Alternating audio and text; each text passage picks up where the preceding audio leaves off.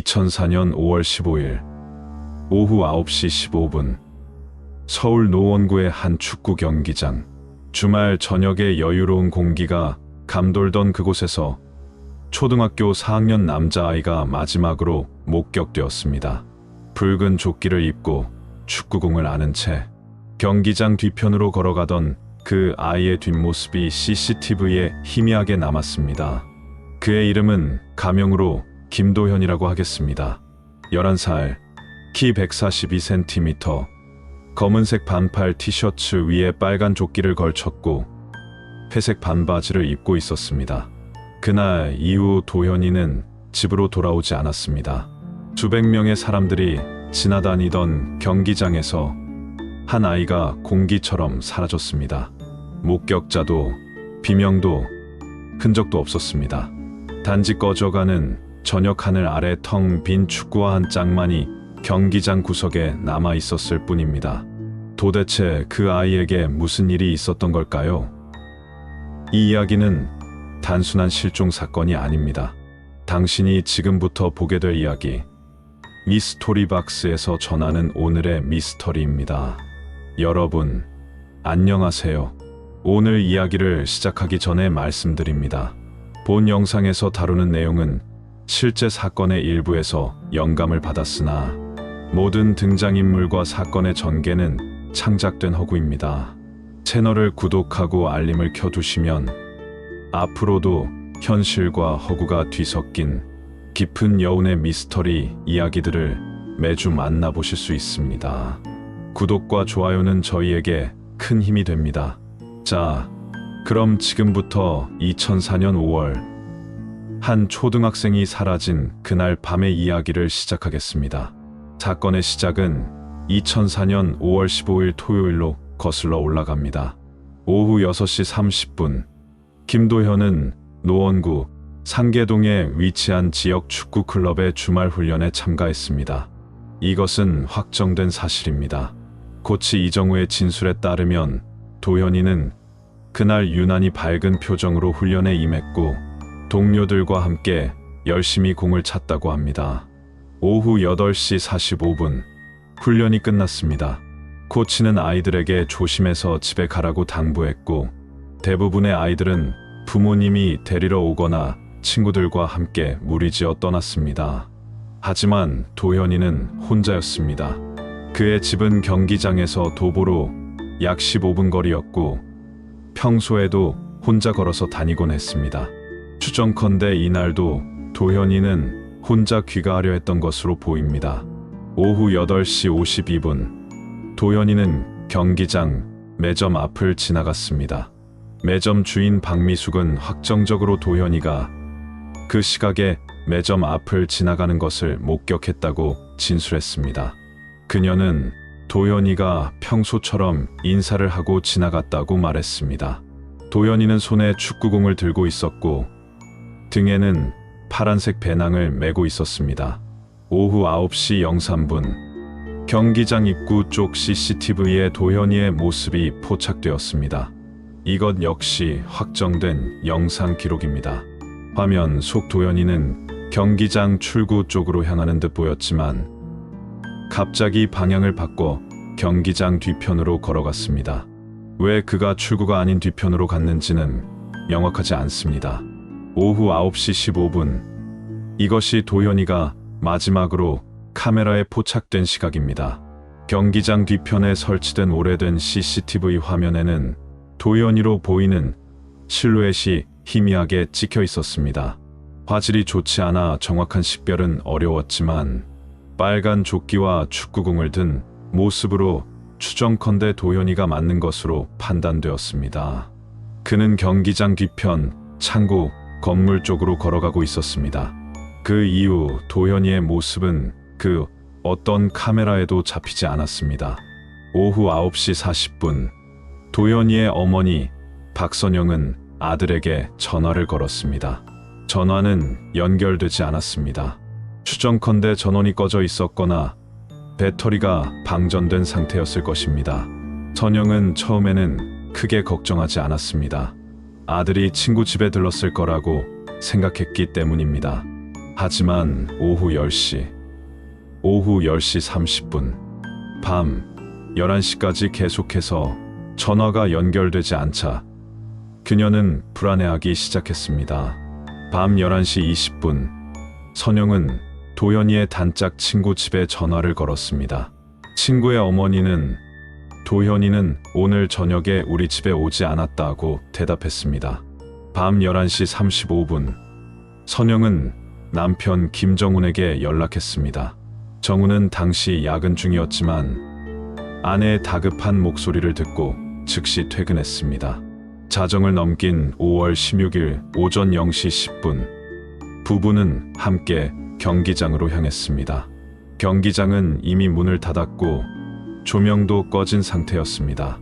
그들은 경비원을 깨워 경기장 안을 확인해달라고 부탁했습니다. 오전 0시 40분, 경비원과 함께 경기장 내부를 돌아봤지만 도현이의 모습은 없었습니다. 확정된 사실로 경기장 안에는 아무도 없었습니다. 오전 1시 15분, 김정훈은 노원경찰서에 실종 신고를 접수했습니다. 담당 경찰관은 초기 대응 절차에 따라 도현이의 인상착의와 마지막 목격 장소를 기록했습니다. 오전 2시 30분경, 경찰은 경기장 주변 CCTV 확인에 나섰습니다. 그리고 오전 3시 20분, 그들은 오후 9시 15분에 촬영된 마지막 영상을 발견했습니다. 오전 5시, 해가 뜨기 시작할 무렵, 박선영과 김정훈은 경기장 주변을 직접 찾아 헤매기 시작했습니다. 그들은 인근 공원, 편의점, 버스 정류장, 골목길을 샅샅이 뒤졌습니다. 하지만 도현이의 흔적은 그 어디에도 없었습니다. 오전 7시 30분, 경찰은 본격적인 수색 작업을 시작했습니다. 경기장을 중심으로 반경 1km 이내 지역을 우선 수색 구역으로 설정했습니다. 추정컨대 도현이가 멀리 가지 못했을 것이라는 판단 때문이었습니다. 오전 9시, 첫 번째 수색팀이 경기장 뒤편 창고 건물을 정밀 수색했습니다. 창고는 오래된 체육용품과 장비들이 보관된 곳이었고 먼지가 가득했습니다. 확정된 결과로 창고 내부에서는 도현이의 흔적이 발견되지 않았습니다. 오전 11시 40분, 수색 범위는 반경 3km로 확대되었습니다. 경찰과 소방대원, 그리고 자원봉사자 약 80명이 투입되었습니다. 오후 2시 15분, 경기장에서 약 800m 떨어진 소공원에서 빨간색 조끼 한 벌이 발견되었습니다. 이것은 중요한 단서였습니다. 경찰은 즉시 조끼를 회수해 분석에 들어갔습니다. 확정된 사실로 그 조끼는 도현이가 입고 있던 것과 동일한 제품이었습니다. 조끼 안쪽 라벨에는 손글씨로 김도현이라는 이름이 적혀 있었습니다. 하지만 조끼가 왜 그곳에 있었는지, 도현이가 스스로 벗어놓은 것인지 아니면 누군가가 놓아둔 것인지는 알 수 없었습니다. 추정컨대 도현이는 경기장에서 소공원 방향으로 이동했을 가능성이 제기되었습니다. 오후 4시, 수색팀은 소공원을 중심으로 집중 수색을 펼쳤습니다. 공원 내 화장실, 벤치 아래, 나무 뒤, 배수구까지 모든 곳을 확인했습니다. 하지만 도현이는 발견되지 않았습니다. 오후 6시 30분, 해가 기울기 시작하면서 첫날 수색은 일단락되었습니다. 확정된 것은 빨간 조끼 하나뿐이었습니다. 밤 8시, 김정훈과 박선영은 경찰서로 불려가 추가 진술을 했습니다. 경찰은 가족 관계, 도현이의 평소 생활 패턴, 친구 관계 등을 세세하게 물었습니다. 5월 17일 일요일 아침, 사건은 언론에 보도되기 시작했습니다. 한 지역 뉴스가 노원구 축구 경기장 인근에서 초등학생 실종이라는 제목으로 짧은 기사를 냈고, 오후가 되자 주요 방송사들이 이 사건을 다루기 시작했습니다.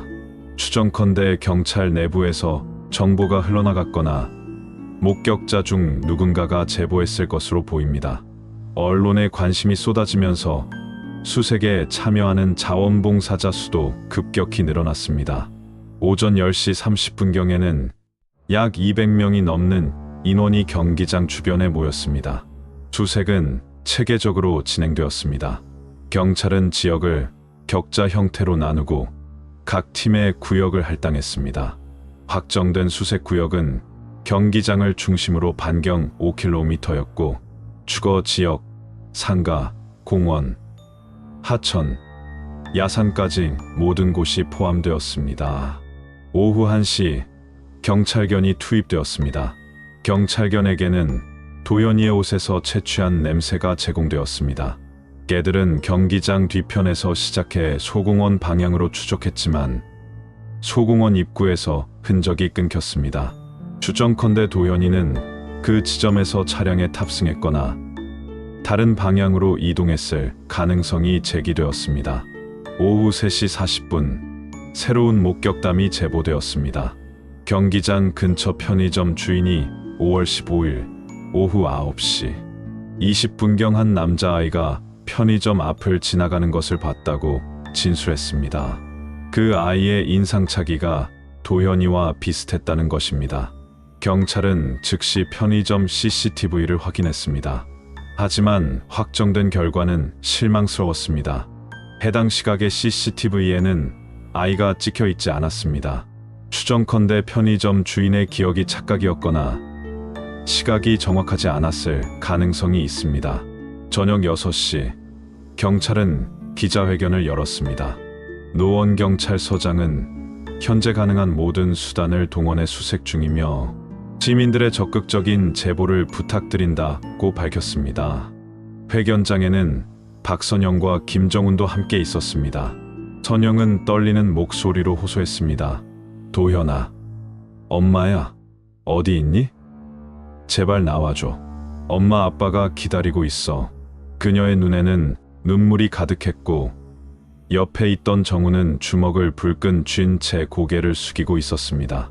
이 장면은 저녁 뉴스의 메인으로 방송되었고 전국적으로 큰 반향을 일으켰습니다. 5월 18일 월요일 도연이가 다니던 초등학교에서는 비상조회가 열렸습니다. 교장 선생님은 전교생에게 도연이의 실종 사실을 알리고 혹시 도연이에 대해 아는 것이 있으면 알려달라고 당부했습니다. 도연이의 담임 선생님 최은미는 확정적으로 도연이가 평소 밝고 활발한 아이였다고 진술했습니다. 그는 친구들과의 관계도 좋았고 학교 생활에 아무런 문제가 없었습니다. 추정컨대 도연이가 가출할 이유는 전혀 없어 보였습니다. 같은 날 오후 경찰은 도연이의 집을 정밀 수색했습니다.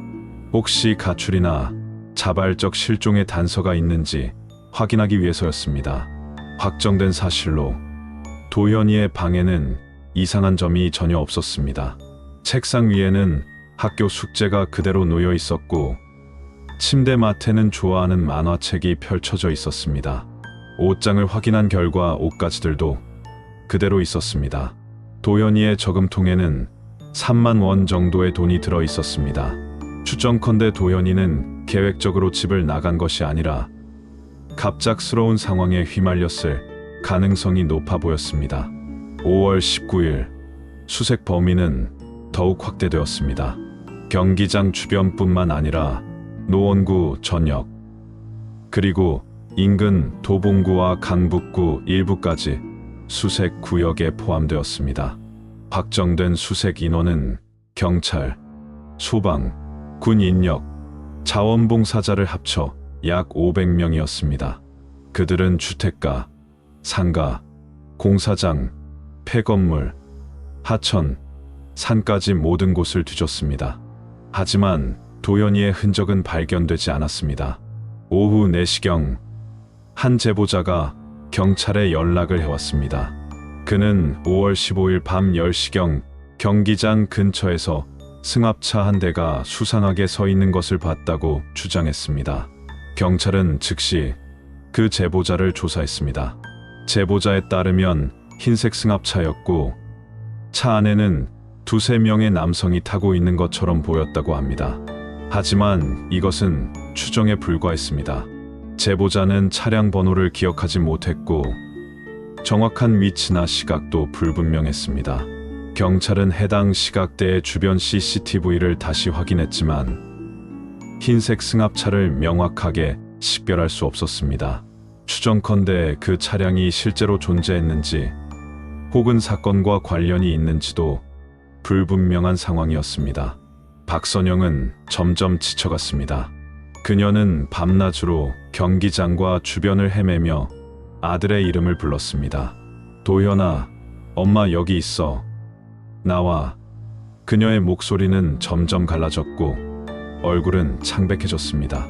김정우는 직장에 휴가를 냈고 하루 종일 수색에 참여했습니다. 밤이면 그는 도현이의 방에 앉아 아들의 사진을 바라보며 눈물을 흘렸습니다. 추정컨대 그는 자신이 아들을 지키지 못했다는 죄책감에 시달리고 있었을 것입니다. 5월 20일 실종 신고 5일째가 되는 날, 경찰은 사건을 단순 실종이 아닌 유괴 가능성도 염두에 두고 수사 방향을 전환했습니다. 확정된 것은 아니지만 도현이가 혼자서 이렇게 오랫동안 흔적 없이 사라질 수 없다는 판단 때문이었습니다. 경찰은 과거 아동 대상 범죄 전과자들의 명단을 확보하고 그들의 알리바이를 일일이 확인하기 시작했습니다. 노원구와 인근 지역에 거주하는 전과자 약 30명이 조사 대상에 올랐습니다. 오후 3시 그중 한 명인 이철수라는 인물이 경찰의 주목을 받았습니다. 그는 10년 전 아동 성범죄로 복역한 전력이 있었고 경기장에서 불과 2km 떨어진 곳에 거주하고 있었습니다. 경찰은 그를 소환해 조사했습니다. 이철수는 확정적으로 5월 15일 밤에는 집에 있었다고 진술했습니다. 그의 알리바이를 확인한 결과 같은 건물에 사는 이웃이 그날 밤 10시경 그를 봤다고 증언했습니다. 추정컨대 이철수는 사건과 직접적인 관련이 없는 것으로 보였지만 경찰은 그를 계속 주시하기로 했습니다. 5월 22일 언론의 보도는 과열 양상을 보이기 시작했습니다. 일부 방송사는 검증되지 않은 목격담을 무분별하게 내보냈고 인터넷 커뮤니티에서는 온갖 추측과 소문이 난무했습니다. 어떤 이는 도현이가 북한에 납치되었다고 주장했고 또 다른 이는 외계인에게 끌려갔다는 황당한 이야기까지 퍼뜨렸습니다. 확정된 사실과 추정이 뒤섞이면서 진실은 점점 더 흐려져 갔습니다. 경찰은 언론에 신중한 보도를 요청했지만 선정적인 기사들은 계속해서 쏟아졌습니다. 박선영은 TV 인터뷰에서 호소했습니다. 제발 우리 아이를 돌려주세요. 무슨 이유가 있으시든 아이는 아무 잘못이 없어요. 제발 부탁드립니다. 그녀의 절규는 전국을 울렸습니다. 많은 사람들이 도현이의 무사귀환을 기도했고 수색에 자원봉사자로 나서는 이들도 늘어났습니다. 하지만 시간이 갈수록 희망은 점점 희미해져 갔습니다. 추정컨대 아이가 무사할 가능성은 시간이 지날수록 낮아지고 있었습니다. 5월 25일 실종 10일째가 되는 날, 대대적인 수색 작업이 다시 한번 펼쳐졌습니다. 이번에는 경기장 주변 하천과 저수지까지 수색 범위에 포함되었습니다. 확정된 수색 인원은 약 800명이었습니다. 잠수부들이 투입되어 하천 바닥을 살폈고 드론도 동원되어 접근하기 어려운 지역을 촬영했습니다. 하지만 이날 수색에서도 도현이의 흔적은 발견되지 않았습니다. 저녁 6시, 경찰은 다시 한번 기자회견을 열었습니다. 경찰서장은 모든 가능성을 열어두고 수사 중이라고 밝혔지만 그의 표정은 어두웠습니다. 5월 28일, 사건 발생 13일째, 결정적인 단서가 발견되었습니다. 경기장 뒤편 창구, 건물 옥상에서 도현이의 배낭이 발견된 것입니다. 이것은 확정된 발견이었습니다. 배낭은 옥상 구석 환기구 옆에 숨겨져 있었고 처음 수색 때는 발견하지 못했던 곳이었습니다. 배낭을 발견한 것은 재수색에 나선 한 자원봉사자였습니다. 경찰은 즉시 배낭을 회수해 감식에 들어갔습니다. 배낭 안에는 도현이의 교과서와 공책, 필통, 그리고 물병이 들어 있었습니다. 확정된 사실로 이것들은 모두 도현이의 것이 맞았습니다. 하지만 이상한 점이 있었습니다. 배낭 안에서 도현이의 휴대전화가 발견되지 않은 것입니다. 추정컨대 누군가가 의도적으로 휴대전화만 빼간 것으로 보였습니다. 더욱 기묘한 것은 배낭이 발견된 위치였습니다. 옥상으로 올라가는 문은 평소 잠겨 있었고 열쇠는 경비실에 보관되어 있었습니다. 그렇다면 누가 어떻게 배낭을 옥상에 놓은 것일까요? 경찰은 경비원을 집중 조사했습니다. 경비원 박종철은 확정적으로 5월 15일 밤에는 경비실에서 근무하고 있었다고 진술했습니다. 그는 밤 10시까지는 경기장 안에 아무도 없었다고 말했습니다. 하지만 CCTV 기록을 확인한 결과 밤 10시 30분경 박종철이 경비실을 비운 시간이 약 20분간 있었던 것으로 확인되었습니다.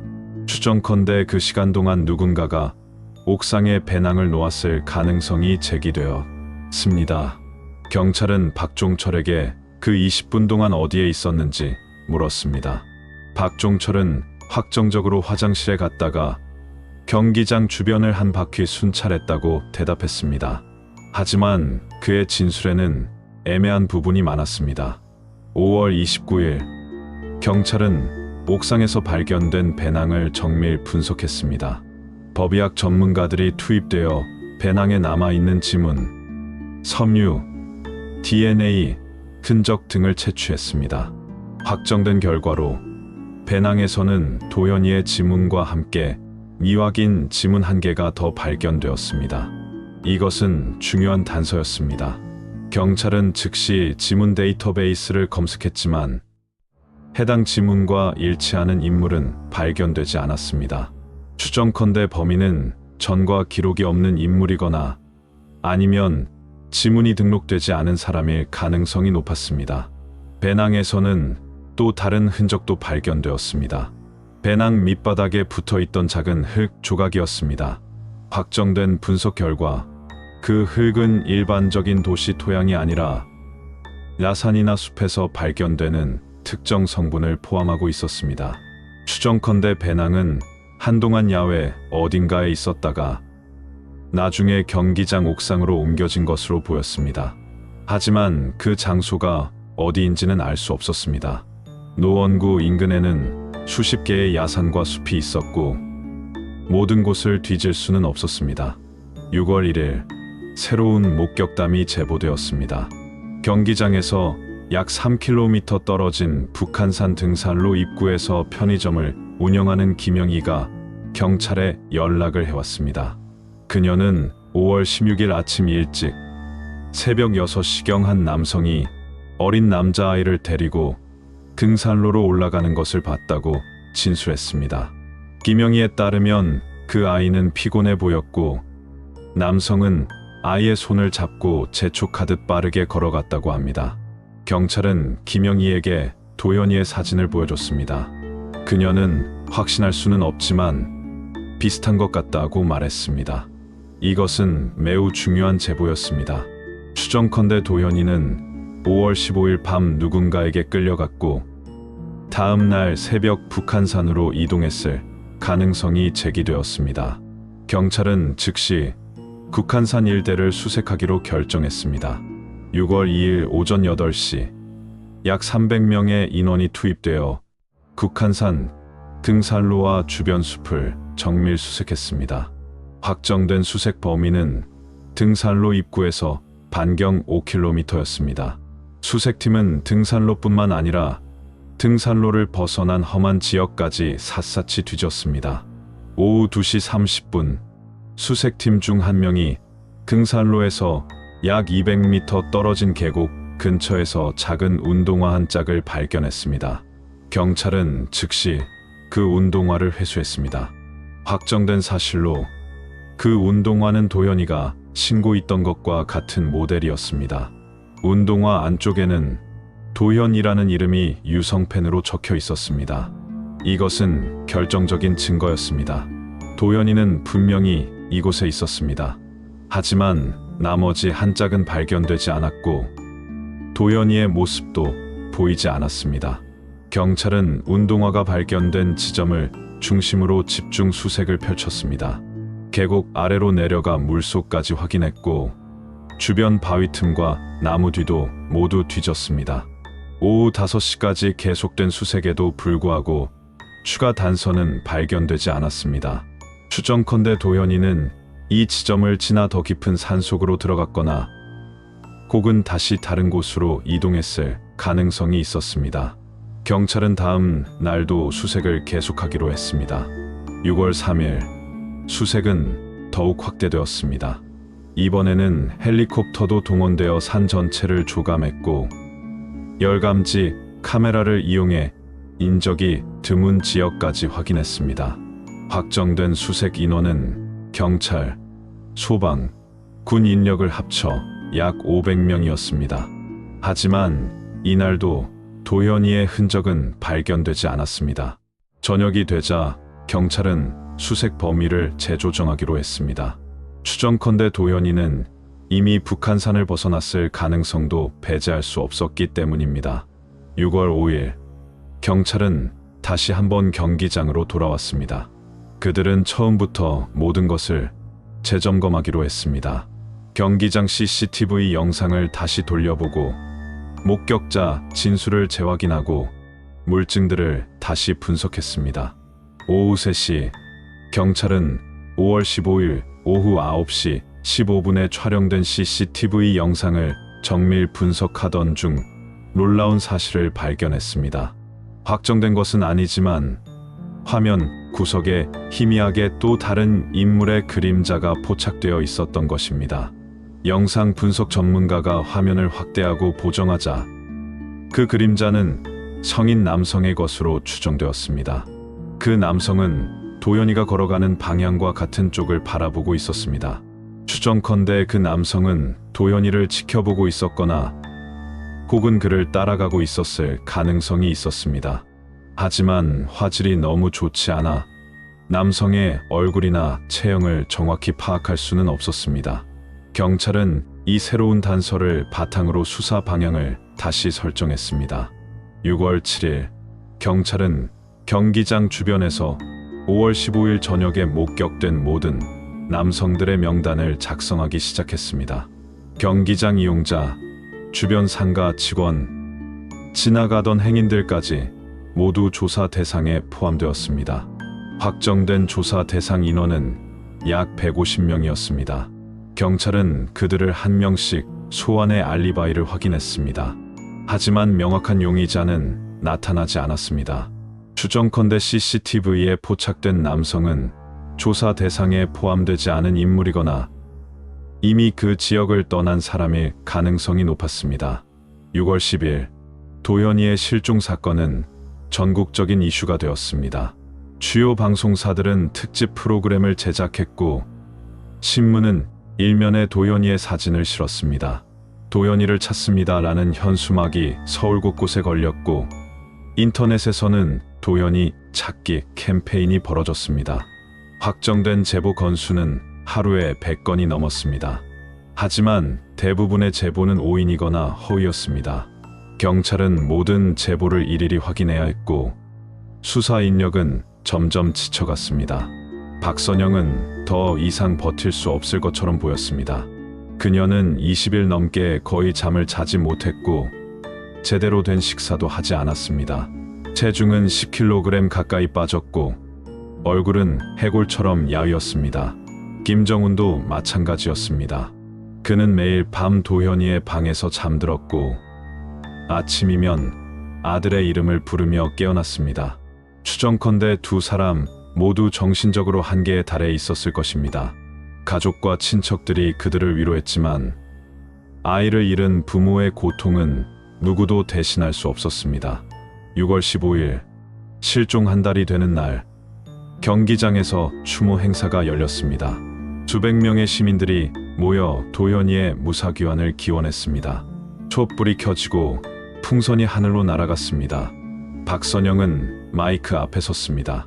도현아, 엄마가 꼭 찾을게. 어디 있든 포기하지 않을 거야. 기다려줘.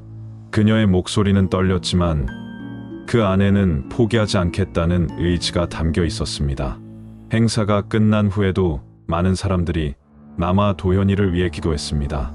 6월 20일, 경찰은 새로운 수사 기법을 도입했습니다. 프로파일러가 투입되어 사건을 분석하기 시작한 것입니다. 프로파일러 정민호는 확정된 증거들과 추정 가능한 시나리오들을 종합해 범인의 특징을 분석했습니다. 그의 분석에 따르면 범인은 30대에서 40대 남성일 가능성이 높고 경기장 주변 지리에 익숙한 사람일 것으로 추정되었습니다. 또한 범인은 계획적이기보다는 충동적으로 범행을 저질렀을 가능성이 있으며 아동에 대한 왜곡된 관심을 가진 인물일 것으로 보였습니다. 이 프로파일을 바탕으로 경찰은 다시 한번 용의자 명단을 재검토했습니다. 오후 5시, 한 인물이 경찰의 주목을 받았습니다. 경기장에서 일하는 청소 용역 직원 한성민이었습니다. 그는 30대 후반 남성으로 5년 전 음주운전으로 벌금형을 받은 전력이 있었습니다. 확정된 사실로 한성민은 5월 15일 저녁에도 경기장에서 근무하고 있었습니다. 경찰은 그를 소환해 조사했습니다. 한성민은 확정적으로 그날 저녁 10시까지 경기장에서 청소 작업을 했다고 진술했습니다. 그는 도현이를 본 적이 있는지 물음을 받자 그 시간에는 사람이 별로 없었다고 대답했습니다. 경찰은 그에게 알리바이를 요구했습니다. 한성민은 저녁 10시 이후에는 집으로 돌아가 혼자 TV를 봤다고 말했습니다. 하지만 이것을 증명할 수 있는 사람은 없었습니다. 추정컨대 한성민은 혼자 살고 있었고 그의 진술을 확인해줄 증인이 없었습니다. 경찰은 한성민의 집을 수색했습니다. 확정된 결과로 그의 집에서는 의심스러운 물건이 발견되지 않았습니다. 도현이의 물건도 아동과 관련된 이상한 자료도 없었습니다. 한성민의 차량도 검사했지만 특별한 흔적은 나오지 않았습니다. 추정컨대 한성민은 단순히 알리바이가 명확하지 않은 것뿐 실제로 사건과 관련이 없을 가능성이 높았습니다. 하지만 경찰은 그를 계속 주시하기로 했습니다. 6월 25일, 또 다른 단서가 등장했습니다. 북한산 등산로 입구에서 약 1km 떨어진 폐가에서 이상한 흔적이 발견된 것입니다. 한 등산객이 우연히 그 폐가를 발견하고 경찰에 신고했습니다. 경찰이 현장에 도착해 확인한 결과 폐가 안에는 최근 누군가가 머물렀던 흔적이 있었습니다. 확정된 것으로 바닥에는 담요가 펼쳐져 있었고 구석에는 빈 음료수 병과 과자 봉지가 버려져 있었습니다. 더욱 중요한 것은 폐가 벽에 낙서처럼 적힌 글씨였습니다. 엄마 보고 싶어 라는 짧은 문장이었습니다. 글씨체는 어린아이의 것처럼 보였습니다. 경찰은 즉시 필적 감정을 의뢰했습니다. 확정된 결과 그 글씨는 도현이가 쓴 것과 매우 유사했습니다. 추정컨대 도현이는 한동안 이 폐가에 머물렀을 가능성이 높았습니다. 하지만 그가 혼자 있었는지 아니면 누군가와 함께 있었는지는 알 수 없었습니다. 경찰은 폐가 주변을 정밀 수색했습니다. 폐가 뒤편에서는 작은 발자국이 발견되었고 확정된 분석 결과 그 발자국은 도현이의 신발 사이즈와 일치했습니다. 발자국은 폐가에서 숲속으로 이어졌지만 약 50m 지점에서 흔적이 끊겼습니다. 추정컨대 그 지점에서 차량에 탑승했거나 다른 방향으로 이동했을 가능성이 있었습니다. 경찰은 폐가에서 발견된 모든 물증을 회수해 정밀 분석에 들어갔습니다. 담요에서는 두 사람의 DNA가 검출되었습니다. 하나는 도현이의 것으로 확정되었고 다른 하나는 미확인 성인 남성의 것이었습니다. 이것은 결정적인 증거였습니다. 도현이는 분명히 누군가와 함께 이 폐가에 있었습니다. 경찰은 그 DNA를 데이터베이스와 대조했지만 일치하는 인물은 나타나지 않았습니다. 추정컨대 범인은 전과 기록이 없거나 DNA가 등록되지 않은 인물일 가능성이 높았습니다. 2004년 7월, 도현이 실종 2달째가 되었습니다. 경찰의 수사는 계속되었지만 새로운 단서는 나오지 않았습니다. 확정된 것은 도현이가 경기장에서 사라졌고 북한산 일대에 머물렀으며 누군가와 함께 있었다는 사실뿐이었습니다. 하지만 그 누군가가 누구인지, 도현이가 지금 어디에 있는지는 여전히 미스터리였습니다. 언론의 관심도 점차 식어갔습니다. 새로운 사건들이 터지면서 도현이의 이야기는 뉴스에서 사라졌습니다. 가족들만이 여전히 도현이를 찾고 있었습니다. 박선영은 매일 아침 도현이의 사진을 들고 거리로 나갔습니다. 그녀는 지나가는 사람들에게 물었습니다.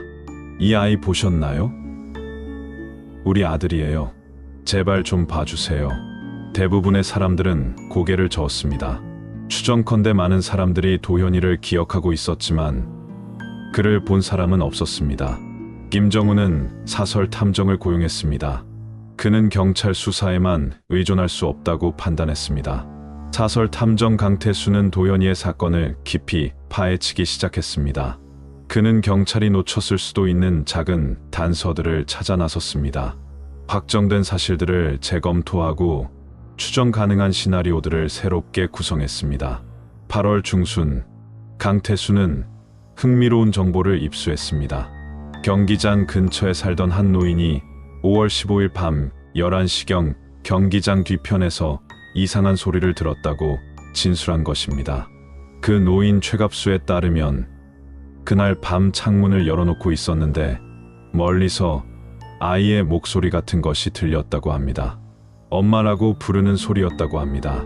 하지만 최갑수는 당시에는 그냥 동네 아이들이 노는 소리려니 했다고 말했습니다. 추정컨대 그 목소리는 도현이의 것이었을 가능성이 있었습니다. 강태수는 이 정보를 경찰에 전달했고 경찰은 다시 한번 최갑수를 조사했습니다. 최갑수는 확정적으로 그 소리를 들었다고 진술했습니다. 하지만 정확한 시각이나 방향은 기억하지 못했습니다.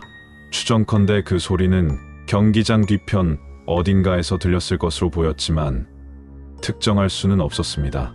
경찰은 이 새로운 정보를 바탕으로 경기장 뒤편을 다시 한번 수색했습니다. 하지만 이미 2달 이상 지난 시점이라 새로운 흔적을 찾기는 어려웠습니다. 9월, 도현이의 생일이 다가왔습니다. 9월 12일, 도현이는 12살이 되어야 했습니다. 박선영은 도현이가 좋아하던 초코 케이크를 준비했습니다. 그녀는 빈 방에 케이크를 놓고 촛불을 켰습니다. 도현아, 생일 축하해. 어디 있든 건강하게 있기를 바란다. 엄마가 꼭 찾을게. 그녀의 눈에서 눈물이 흘러내렸습니다. 김정우는 옆에서 아내의 어깨를 감싸 안았습니다. 두 사람은 아무 말 없이 오랫동안 그렇게 서 있었습니다.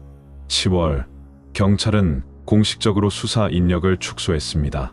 새로운 단서가 나오지 않는 상황에서 대규모 수사를 계속 유지할 수는 없었습니다. 확정된 것은 사건이 미제로 분류되었다는 것입니다. 하지만 경찰은 사건을 포기한 것은 아니었습니다. 담당 형사 이동혁은 여전히 이 사건을 마음에 두고 있었습니다. 그는 틈날 때마다 사건 기록을 다시 들여다보며 놓친 단서가 없는지 확인했습니다. 2005년이 되었습니다. 도현이가 사라진 지 8개월이 지났습니다. 시간이 흐르면서 사람들의 기억에서도 도현이는 점점 잊혀져 갔습니다. 하지만 가족들은 여전히 기다리고 있었습니다. 박선영은 도현이의 방을 그대로 유지했습니다. 책상도, 침대도, 옷장도 도현이가 떠난 그날 그대로였습니다.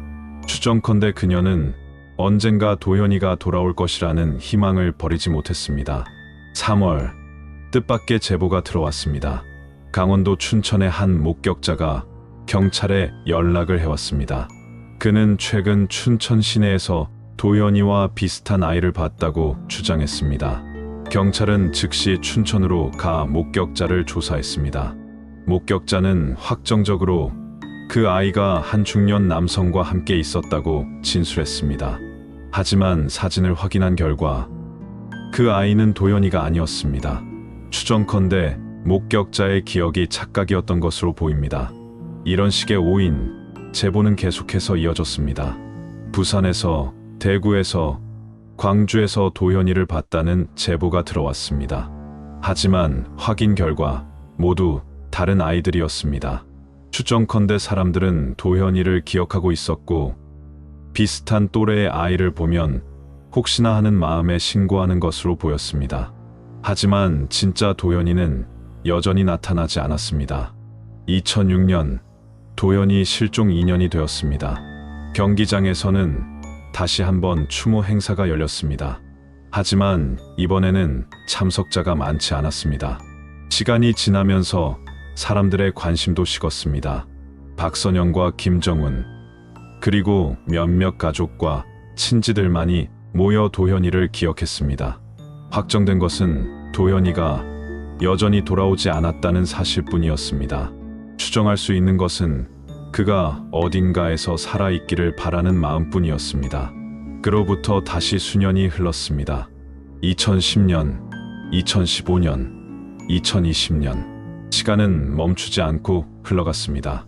도연이의 사건은 여전히 미제로 남아 있었습니다. 경찰 기록에는 계속 수사 중이라고 표시되어 있었지만 실질적으로 새로운 수사는 이루어지지 않았습니다. 확정된 단서들은 여전히 그대로였고 추정 가능한 시나리오들도 변하지 않았습니다. 도연이는 그저 미스터리 속에 갇힌 채로 남아 있었습니다. 2025년 현재 도연이가 사라진 지 21년이 되었습니다. 만약 그가 살아있다면 지금은 31살이 되었을 것입니다.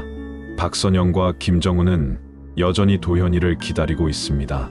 그들은 이제 60대가 되었지만 아들을 찾겠다는 의지는 변하지 않았습니다. 확정된 것은 그들의 사랑과 기다림뿐입니다. 추정할 수 있는 것은 도연이가 어딘가에서 자신의 정체성을 모른 채 살아가고 있을지도 모른다는 희망입니다.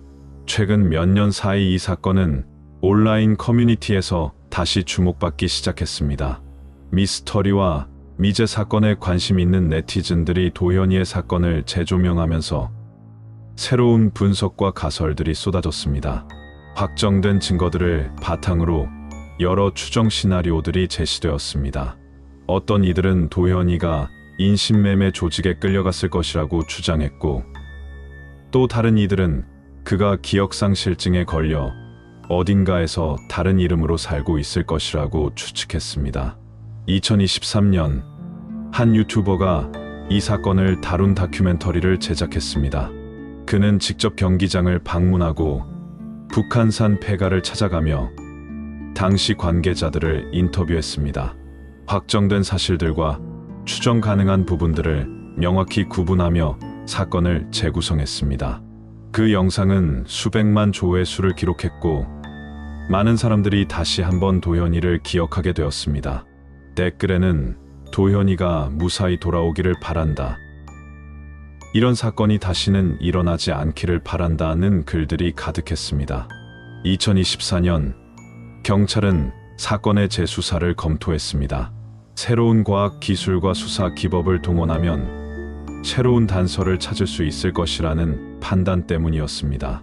확정된 것으로 경찰은 당시 회수했던 물증들을 최신 DNA 분석 기법으로 재검사하기로 했습니다.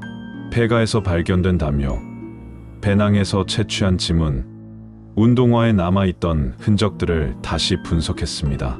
하지만 추정컨대 시간이 너무 오래 지나 물증들이 상당 부분 훼손되어 있었고 결정적인 새로운 증거는 나오지 않았습니다. 형사 이동혁은 이미 은퇴했지만 여전히 이 사건을 잊지 못하고 있었습니다. 그는 개인적으로 사건을 계속 추적하고 있었습니다. 그는 한 인터뷰에서 이렇게 말했습니다. 제 경찰 생활에서 가장 풀고 싶었던 사건이 바로 김도현 군 사건입니다. 확정된 단서들은 분명히 있었지만 그것들을 연결해 진실에 도달하지 못했습니다.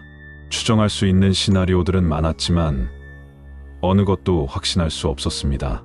만약 제게 다시 기회가 주어진다면 처음부터 끝까지 모든 것을 재점검하고 싶습니다. 박선영은 최근 건강이 좋지 않습니다. 오랜 세월 동안 아들을 찾아 헤매며 쌓인 피로와 스트레스가 그녀의 몸을 망가뜨렸습니다. 하지만 그녀는 여전히 포기하지 않습니다. 그녀는 매주 경기장을 찾아가 도현이가 마지막으로 목격된 장소에 섭니다. 추정컨대 그녀는 그곳에서 아들의 기운을 느낄 수 있다고 믿는 것 같습니다. 김정우는 아내를 대신해 온라인 활동을 하고 있습니다. 그는 도현이 찾기 카페를 운영하며 혹시라도 들어올지 모를 제보를 기다리고 있습니다. 경기장은 여전히 그대로입니다. 확정된 것으로 경기장 뒤편 창고 건물은 2010년에 재건축되었지만 그 자리는 그대로 남아 있습니다. 경기장 입구에는 작은 표지석이 세워져 있습니다. 2004년 5월 15일 이곳에서 김도현 군이 실종되었습니다. 도현이를 기억합니다. 추정컨대 이 표지석은 지역 주민들과 자원봉사자들이 모금해서 세운 것으로 보입니다. 표지석 앞에는 늘 작은 꽃다발이 놓여 있습니다. 북한산 폐가는 2015년에 철거되었습니다. 하지만 그 자리에는 나무 십자가 하나가 세워져 있습니다. 등산객들은 그곳을 지나가며 잠시 멈춰 섭니다. 확정된 것은 아니지만 그들은 도현이를 위해 묵념을 하고 지나간다고 합니다. 추정컨대 그곳은 도현이의 마지막 흔적이 남아있던 장소이기에 많은 이들에게 특별한 의미를 갖는 것으로 보입니다. 소공원에서 발견된 빨간 조끼는 경찰 증거 보관소에 보관되어 있습니다. 운동화 한 짝도 마찬가지입니다. 확정된 사실로 이 물건들은 언젠가 도현이가 돌아올 때 그에게 돌려주기 위해 보관되고 있습니다. 추정컨대 경찰은 아직도 도현이가 살아서 돌아올 가능성을 완전히 배제하지 않고 있는 것으로 보입니다. 이것은 단순한 증거품이 아니라 희망의 상징입니다. 도현이의 동급생들은 이제 모두 30살이 넘었습니다. 그들 중 일부는 결혼해서 자녀를 낳았고 일부는 여전히 자신의 길을 찾아가고 있습니다. 하지만 그들은 모두 도현이를 기억하고 있습니다. 확정된 것으로 도현이의 초등학교 동창회에서는 매년 5월 15일 추모 모임을 갖습니다. 그들은 함께 모여 도현이를 이야기하고 그의 무사귀환을 기원합니다. 추정컨대 도현이는 그들의 마음속에서 영원히 11살로 남아있을 것입니다. 도현이의 담임 선생님 최은미는 이미 정년퇴직했습니다. 하지만 그녀는 여전히 도현이를 잊지 못합니다. 그녀는 한 인터뷰에서 이렇게 말했습니다. 도현이는 정말 밝고 착한 아이였어요. 수업 시간에도 열심히 했고 친구들과도 잘 지냈죠. 확정된 것은 그 아이가 아무런 문제가 없는 평범하고 행복한 아이였다는 것입니다. 추정할 수 있는 것은 그 아이가 갑작스러운 불행을 만났다는 것뿐입니다. 저는 지금도 가끔 꿈에서 도현이를 봅니다. 꿈속에서 도현이는 늘 웃고 있어요. 경기장 매점 주인 박미숙도 여전히 그곳에서 일하고 있습니다. 그녀는 확정적으로 도현이를 마지막으로 본 사람 중 한 명입니다. 그녀는 그날 저녁을 평생 잊을 수 없다고 말합니다. 도현이가 인사하고 지나갈 때 제가 한마디라도 더 말을 걸었더라면 어땠을까요? 추정하건대 그 아이는 그 순간 이미 위험에 처해 있었을지도 모릅니다. 저는 그것을 눈치채지 못했어요. 지금도 그게 너무 미안하고 후회됩니다. 경비원 박종철은 2010년에 세상을 떠났습니다. 그는 죽기 전까지 도현이 사건에 대한 죄책감을 안고 살았다고 합니다. 확정된 것으로 그는 경비실을 비운 20분 동안 무슨 일이 있었는지 평생 궁금해했습니다. 추정컨대 그는 자신이 조금 더 주의 깊게 경비를 섰더라면 도현이를 구할 수 있었을 것이라고 생각했을 것입니다. 그의 가족은 아버지가 돌아가시기 전 마지막 말이 도현이를 찾아주세요였다고 전했습니다. 청소 용역 직원 한성민은 한동안 용의 선상에 올랐던 것 때문에 큰 고통을 겪었습니다. 확정된 사실로 그는 사건과 무관했지만 의심을 받았던 경험은 그의 삶을 바꿔놓았습니다. 그는 결국 직장을 그만두고 다른 지역으로 이사했습니다. 추정컨대 그는 사람들의 의심스러운 시선을 견딜 수 없었던 것으로 보입니다. 그는 한 번도 인터뷰에 응하지 않았고 조용히 살아가고 있습니다. 사설 탐정 강태수는 지금도 이 사건을 추적하고 있습니다. 그는 확정적으로 이 사건에는 아직 밝혀지지 않은 무언가가 있다고 믿고 있습니다.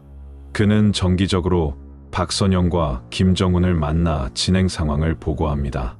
하지만 추정컨대 새로운 단서를 찾기는 점점 어려워지고 있습니다. 시간이 흐를수록 증거는 사라지고 기억은 흐려지기 때문입니다. 프로파일러 정민호는 현재 은퇴해 대학에서 강의를 하고 있습니다. 그는 수업 시간에 종종 도현이 사건을 예시로 듭니다. 이 사건은 확정된 증거와 추정 가능한 시나리오가 명확히 구분되는 좋은 사례입니다. 우리는 확정된 것만으로는 진실에 도달할 수 없지만 추정만으로도 진실을 확신할 수 없습니다.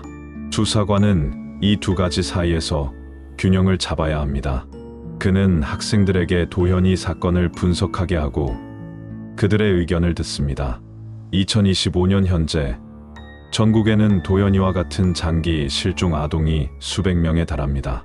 확정된 통계로 매년 수천 명의 아이들이 실종 신고되고 그중 대부분은 며칠 내에 돌아오지만 일부는 영원히 돌아오지 않습니다.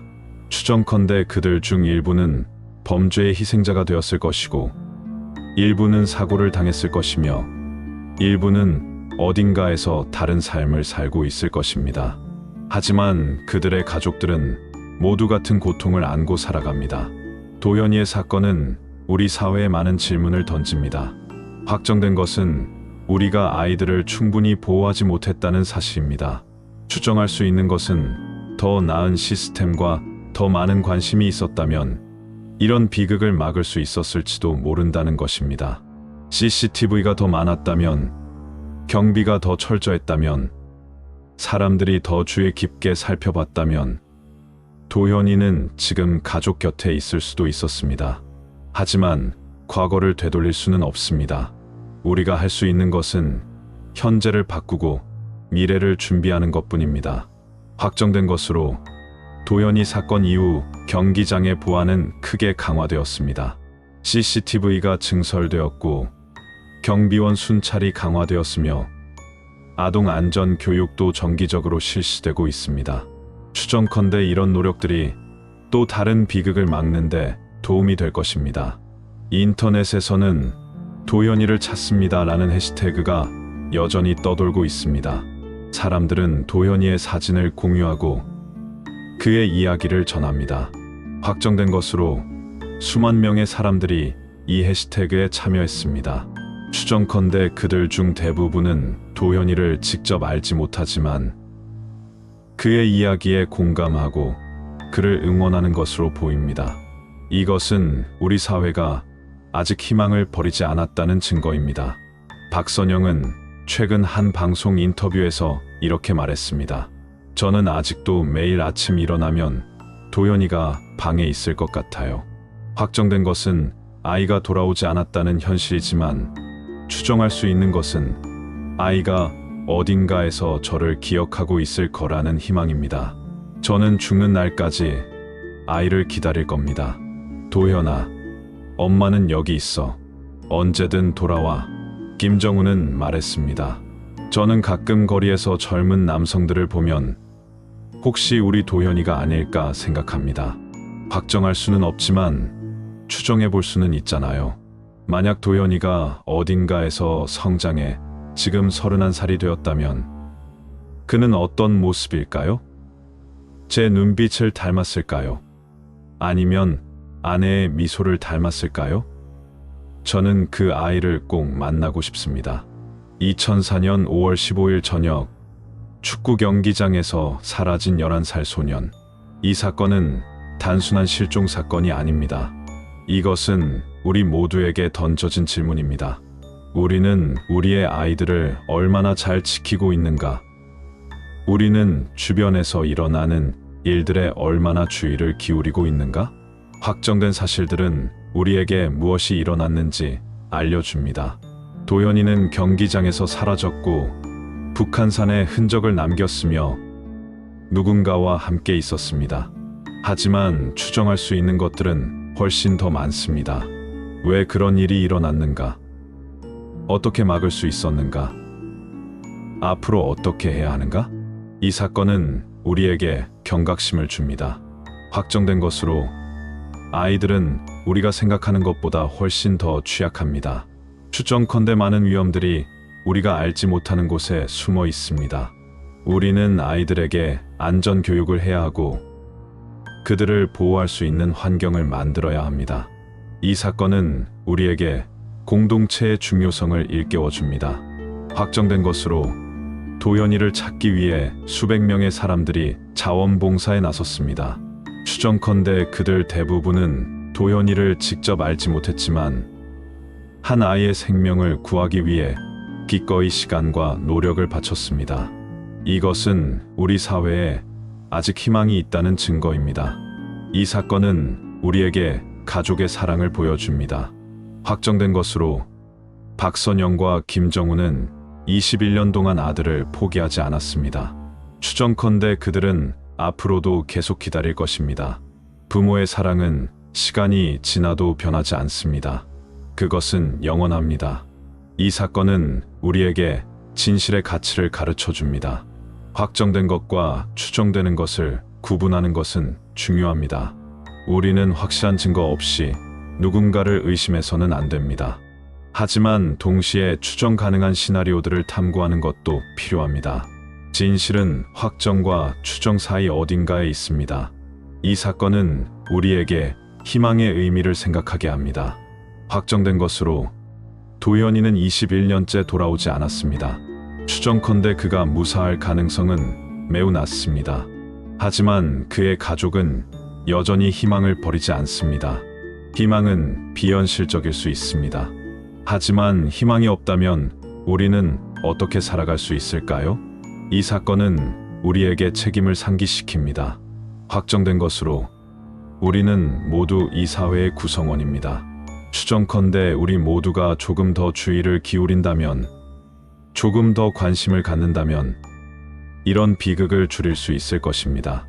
아이들의 안전은 부모만의 책임이 아닙니다. 그것은 우리 모두의 책임입니다. 실종은 죽음과 다릅니다. 죽음은 끝이지만 실종은 끝나지 않는 질문입니다.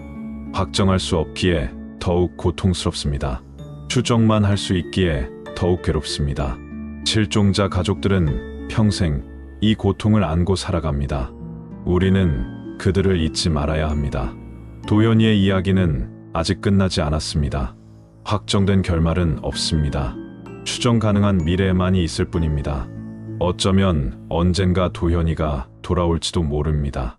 어쩌면 영원히 돌아오지 않을지도 모릅니다. 하지만 중요한 것은 우리가 그를 기억하고 그의 이야기에서 배우고 더 나은 미래를 만들기 위해 노력한다는 것입니다. 오늘의 이야기, 2004년 축구 경기장 초등학생 실종 사건은 이렇게 끝을 맺습니다. 아니, 정확히 말하면 끝나지 않았습니다. 이 이야기는 지금도 계속되고 있습니다. 박선영과 김정훈의 기다림 속에서, 도연이를 기억하는 사람들의 마음 속에서, 그리고 우리가 더 안전한 사회를 만들기 위해 노력하는 모든 순간 속에서 이 이야기는 살아 숨쉬고 있습니다. 확정된 것은 2004년 5월 15일 오후 9시 15분 김도연이라는 11살 소년이 노원구의 한 축구 경기장에서 마지막으로 목격되었다는 사실입니다. 추정할 수 있는 것은 그가 누군가에게 끌려갔고 북한산 일대를 거쳐 어딘가로 사라졌다는 것입니다. 하지만 진실이 무엇인지는 아무도 모릅니다. 21년이 지난 지금도 도연이의 방은 그대로입니다. 책상 위에 공책, 침대맡에 축구공, 옷장 속에 빨간 조끼. 모든 것이 그날 그대로 남아 있습니다. 추정컨대 박선영은 아들이 언젠가 돌아와 엄마, 나 왔어라고 말할 것이라고 믿고 있을 것입니다. 그것이 비현실적이라는 것을 알면서도 그녀는 믿음을 버리지 않습니다. 경기장에는 여전히 아이들이 뛰어놉니다. 확정된 것으로 그곳은 이제 훨씬 더 안전해졌습니다. CCTV가 곳곳에 설치되었고 경비가 강화되었으며 부모들의 경각심도 높아졌습니다. 추정컨대 도현이의 희생이 다른 아이들을 지키는데 도움이 되었을 것입니다. 하지만 그것이 도현이의 부재를 메울 수는 없습니다. 만약 당신이 이 거리에서 31살 정도의 남성을 만난다면 잠시 그를 살펴보세요. 혹시 그가 도현이일지도 모릅니다. 확정할 수는 없지만 추정해 볼 수는 있습니다. 혹시 당신이 2004년 5월에 노원구 일대에서 무언가를 목격했다면 아무리 사소한 것이라도 경찰에 제보해 주세요. 추정컨대 그 작은 정보가 21년 묵은 미스터리를 푸는 열쇠가 될 수 있습니다.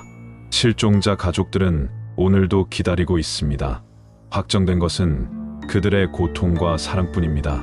추정할 수 있는 것은 그들이 평생 그렇게 기다릴 것이라는 사실입니다. 우리는 그들을 잊지 말아야 합니다. 우리는 그들의 이야기에 귀 기울여야 합니다. 우리는 더 이상 이런 비극이 일어나지 않도록 노력해야 합니다. 김도현, 2004년 5월 15일 실종. 당시 11살, 키 142cm, 검은색 반팔 티셔츠, 회색 반바지 착용. 만약 당신이 이 아이에 대한 정보를 알고 있다면 노원경찰서로 연락해 주시기 바랍니다.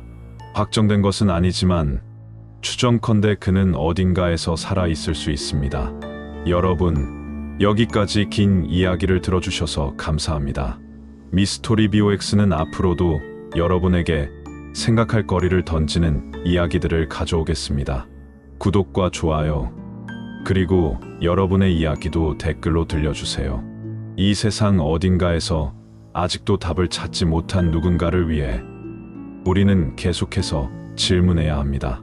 확정과 추정 사이, 진실과 미스터리 사이, 희망과 절망 사이에서 오늘도 누군가는 기다리고 있습니다. 그들의 기다림이 헛되지 않도록 우리는 기억하고 관심을 갖고 행동해야 합니다. 그것이 우리가 할 수 있는 최소한의 연대이자 인간으로서의 책임일 것입니다. 본 채널의 모든 콘텐츠는 엔터테인먼트 목적으로 제작되었습니다. 일부 실제 사건에서 영감을 얻은 창작 콘텐츠이며 등장하는 인물, 장소, 사건은 모두 허구로 특정 단체, 종교, 인물과는 무관합니다. 하지만 이 이야기가 허구라고 해서 그 안에 담긴 메시지까지 허구인 것은 아닙니다. 확정된 사실로 실제로 매년 수많은 아이들이 실종됩니다. 추정컨대 그들 중 많은 수가 지금도 어딘가에서 가족을 그리워하고 있을 것입니다. 이 이야기는 그들을 위한 것이기도 합니다. 2025년 현재 대한민국 경찰청 실종자 통합 시스템에는 수천 명의 장기 실종자가 등록되어 있습니다. 확정된 통계로 그중 상당수가 미성년자입니다. 추정컨대 그들의 가족들은 모두 박선영과 김정훈처럼 끝없는 기다림 속에 살고 있을 것입니다. 우리는 그들을 기억해야 합니다. 만약 당신이 주변에서 의심스러운 상황을 목격한다면 주저하지 말고 신고하세요. 확정할 수 없어도 괜찮습니다. 추정만으로도 충분합니다. 당신의 작은 관심이 누군가의 생명을 구할 수 있습니다. 당신의 용기가 한 가족을 다시 만나게 할 수 있습니다. 아이들에게 안전 교육을 해주세요. 확정된 것으로 예방이 가장 좋은 방법입니다. 추정컨대 많은 비극들이 조금만 더 주의했다면 막을 수 있었을 것입니다. 아이들에게 낯선 사람을 따라가지 말라고, 위험을 느끼면 큰 소리로 도움을 청하라고, 항상 가족에게 자신의 위치를 알리라고 가르쳐 주세요. 지역사회가 함께 움직이면 더 안전한 환경을 만들 수 있습니다. 확정된 것으로 도연이 사건 이후 많은 지역에서 아동 안전 네트워크가 구축되었습니다. 추정컨대 이런 노력들이 실종 사건을 줄이는 데 기여했을 것입니다. 우리 모두가 서로를 지키는 사회, 그것이 우리가 만들어가야 할 미래입니다.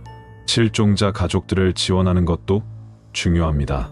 확정된 것으로 그들은 경제적, 정신적으로 큰 어려움을 겪습니다. 추정컨대 사회의 관심과 지원이 있다면 그들이 조금이나마 버틸 수 있을 것입니다. 실종자 가족 지원 단체에 관심을 갖고 가능하다면 후원을 해주세요. 기술의 발전도 희망을 줍니다. 확정된 것으로 최근 AI 기술과 빅데이터 분석을 통해 오래된 미제 사건들이 해결되는 사례가 늘고 있습니다. 추정컨대 언젠가는 도연이 같은 장기 실종자들의 행방도 밝혀질 수 있을 것입니다. 과학과 기술이 희망의 도구가 될 수 있습니다. 도연이의 이야기는 여기서 끝나지만 진짜 이야기는 계속됩니다. 확정된 것은 이 세상 어딘가에 여전히 집으로 돌아가지 못한 아이들이 있다는 사실입니다. 추정할 수 있는 것은 우리가 함께 노력한다면 그들을 찾을 수 있다는 희망입니다. 박선영은 오늘도 경기장을 찾아갑니다. 김정우는 오늘도 도연이의 사진을 들여다봅니다.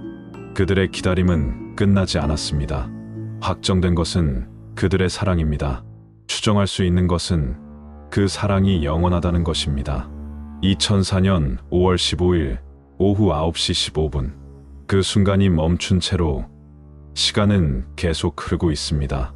확정할 수 없는 진실, 추정만 할 수 있는 현실 속에서 우리는 계속 질문합니다.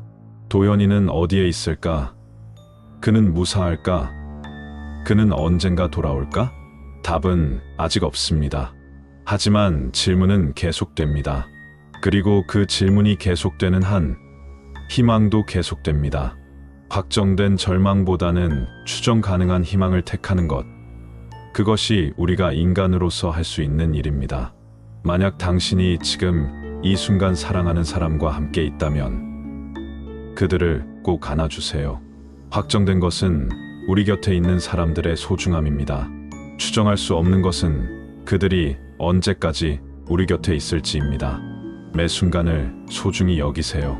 사랑한다고 말하세요. 그것이 우리가 할 수 있는 가장 확실한 일입니다.